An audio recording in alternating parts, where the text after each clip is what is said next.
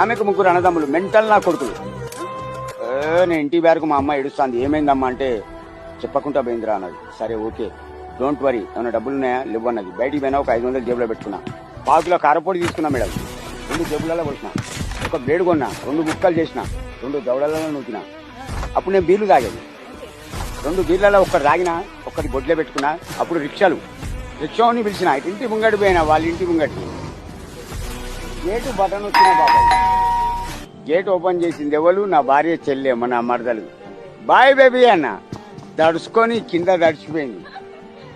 అంటే నా బామర్ది లోపట్టున్నాడు, పెద్ద బామర్ది, ముగ్గురు బామర్ది. గొడ్డలు ఎందుకు వచ్చిండమ్మా?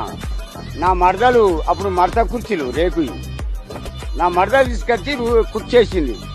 వాడు గడ్డపర తెస్తే ఆ కుర్చీని మడత పెట్టి తెంగితే మెడలు ఇరిగిపోయినాయి. ఫ్రెండ్స్ వీడియోలు చూస్తున్నారు కానీ ఫాలో కొట్టట్లేదు.